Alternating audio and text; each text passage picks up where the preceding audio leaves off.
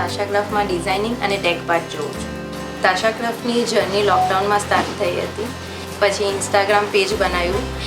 એ page એ રીતે બનાવ્યું હતું કે હેન્ડક્રાફ્ટેડ વસ્તુને પ્રમોટ કરવાનું. જ્યારે લોકડાઉન પૂરું થયું ત્યારે અમારા પાસે ઘણી વસ્તુ ભેગી થઈ ગઈ હતી. તો પછી અમે વિચાર્યું કે એક્ઝિબિશન કરીએ.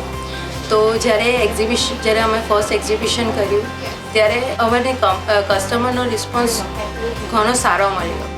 અમારું જે કેટલોગ છે એનામાં અમે એવા સેટ નાખ્યા કે જે ઇન્ડિયન હેન્ડક્રાફ્ટેડ ટ્રેડિશનલ આર્ટ છે એને અમે એમાં પટોળું, આજરક અને એ બધું. અને જે અમારું નદી કલેક્શન છે, નદી અને ફૂલ કલેક્શન છે એ નેચરથી ઇન્સ્પાયર્ડ છે. જે નદી કલેક્શન છે એ રિવર ઓફ ઇન્ડિયા પર બેઝ છે. અને જે અમારું ડેનિમ કલેક્શન છે એ સ્પેશિયલી અમે અમારું જેન્ઝી ઓડિયન્સ માટે બનાવ્યું છે.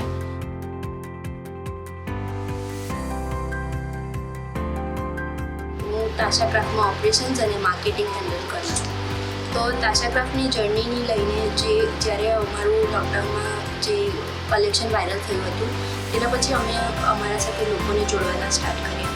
અમારી જે પ્રોડક્ટ હતી એને અલગ અલગ માર્કેટ બેસિસ પર પણ લિસ્ટ કરી, જેમ કે એમેઝોન, મિન્ત્રા, આજીઓ બધા પર અમારી પ્રોડક્ટ્સ અવેલેબલ છે.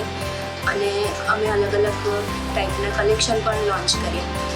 અને પછી અમારા જે પ્રોડક્ટ્સ છે એ ઓલ ઓવર ઇન્ડિયામાં તો જાય જ છે, પણ ઇન્ટરનેશનલ પણ અમારું ટાઈપ છે. યુકે બેઝિક કંપની છે, એમની સાથે અમારું ટાઈપ છે. તો રેગ્યુલરલી અમારા ઓર્ડર્સ યુકેમાં પણ જાય છે. અને અલગ અલગ કન્ટ્રીમાંથી કસ્ટમર અમને રીચ આઉટ કરે છે, જેમ કે USA, Canada, Africa, Australia, Arabian countries બધેથી જ અમને ઓર્ડર્સ મળે છે.